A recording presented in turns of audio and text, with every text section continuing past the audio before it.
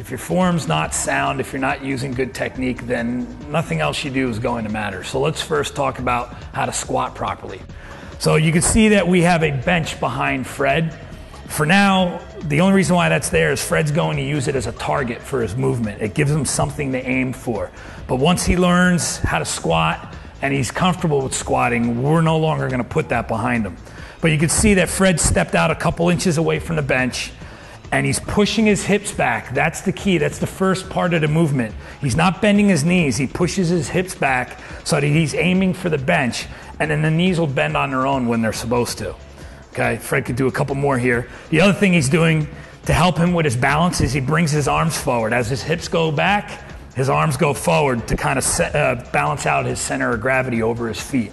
So you want a nice wide base of support. So his feet are shoulder width apart. All right, Fred, you can stop for now. The other thing is his feet, they're turned out slightly. They're not perfectly straight ahead. They don't need to be. It really comes down to a matter of comfort. What's more comfortable on your knees and your hips? So take a natural stance, and for Fred, that's turned out slightly.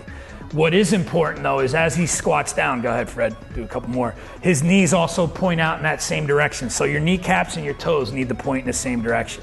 That's more important than worrying about whether your knees come out in front of your toes. If the weight's heavy and you're squatting down really deep, you're gonna have to push your knees forward slightly to keep your center of balance. So what's more important is that the knees stay centered, point in the same direction that your toes point. The center of your kneecap should kind of line up over your second and third toes. The couple things you don't want to do, you don't want to totally turn your feet out so that they're pointing out towards the side of the room. So go ahead, Fred. So you don't want to squat like that. I know there's things like sumo squats, that's another discussion for another day, but you want to try to avoid that unless you're purposely doing a sumo squat for a specific reason. And you don't want to pigeon toe, so you obviously don't want to turn inside of that 90-degree straight line. So either straight ahead or turned out slightly. The key is that you make sure your knees stay out. Whether your knees come forward of the toes, that's not the end of the world. That's really going to depend on how much weight you have and how far down you're squatting.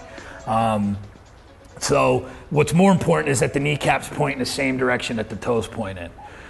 If you have a mirror in front of you or a spotter to kind of watch that alignment, that is something that you want to take advantage of. Another cool little trick I learned is if your client or if you don't mind being drawn on, we could take some eyeliner and we would kind of draw a line down the middle of the kneecap and go ahead, Fred, squat. And as Fred would squat, the spotter would watch his knees or Fred would watch in the mirror, and you'd want to make sure that that line stays perpendicular to the floor and over between the second and third toe of the foot. You don't have to do that, but it's a neat little trick to kind of help you with form. And then the other thing you can notice is Fred's back is nice and straight or flat back position. There's a slight curve of the low back. It's a natural curve.